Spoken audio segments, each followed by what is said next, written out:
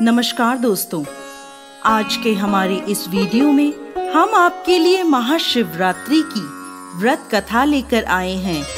प्राचीन काल में किसी जंगल में एक गुरु ध्रुव नाम का शिकारी रहता था, जो जंगली जानवरों का शिकार करता था।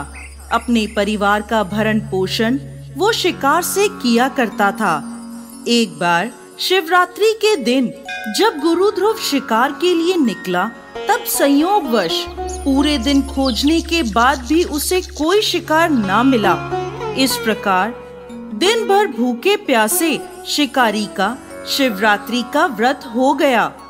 उसके बच्चे, पत्नी एवं माता पिता को भूखा रहना पड़ेगा, इस बात से वो चिंतित था। सूर्यास्त होने पर वो एक जलाशय के समीप गया और वहां एक घाट के किनारे पेड़ पर थोड़ा सा पीने के लिए पानी लेकर चढ़ गया, क्योंकि उसे पूरी उम्मीद थी कि कोई ना कोई जानवर अपनी प्यास बुझाने के लिए वहां जरूर आएगा।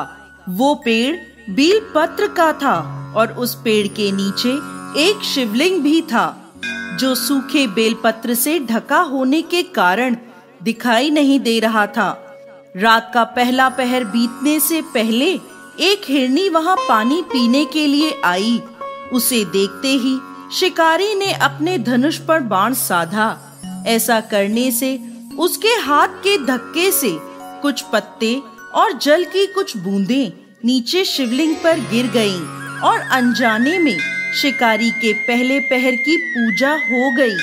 पत्तों की आवाज से हिरनी ने जब ऊपर देखा तो भयभीत होकर शिकारी से कांपते हुए स्वर में बोली, मुझे मत मारो।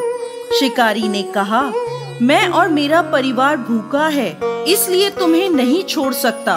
हिरनी भयभीत होकर शिकारी से जीवन दान की याचना करने लगी। बोली, मेरे छोटे छोटे बच्चे हैं और मेरे वापस लौटने का इंतजार कर रहे हैं। मैं उन्हें अपने पति को सौंप आऊं, फिर तुम मुझे मार देना। मुझे बस इतना समय दे दो। झूठ नहीं बोल रही, तुम मुझ पर विश्वास करो। मैं शीघ्र ही लौट आऊंगी।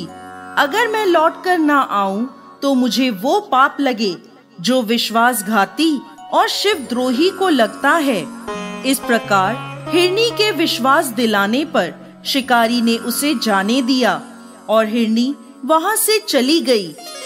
कुछ देर बाद शिकारी ने देखा कि एक मोटा ताजा हिरण जल पीने वहां आया है। उसने फिर से अपने धनुष पर बाण चढ़ाया और फिर से कुछ जल और बीलपत्र शिवलिंग पर चढ़ गए। इस प्रकार शिकारी की दूसरे पहर की पूजा भी हो गई। धनुष पर बाण चढ़ा देख हिरण ने पूछा, ये तुम क्या कर रहे हो? मैं घर पर अपने बच्चों को छोड़कर आया हूँ। मुझे इतना समय दे दो कि मैं अपने बच्चों को धैर्य देकर शीघ्र लौट आऊं। तुम मुझ पर विश्वास रखो। शिकारी ने हिरण को जाने दिया। हिरण जल पीकर वहां से चला गया। अब दोनों हिरण घर जाकर जब इकट्ठे हुए तो अपना अपना वृत्तांत एक दूसरे को सुनाते हुए बोले, हमें जल्द ही शिकारी के पास लौटना है। अपने बच्चों को धैर्य देकर जब वो चलने को तैयार हुए, सबसे पहले हिरनी बोली, मैं शिकारी के पास जाऊंगी और आप मेरे बच्चों का ख्याल रखना। हिरनी की बात सुनकर हिरण बोला, माँ के बिना बच्चों को कोई नहीं संभाल सकता। तुम यहीं रहो, मैं शिकारी के पास जाऊंगा। तब हिरनी बोली, पति के बिना पत्नी का कैसा जीवन?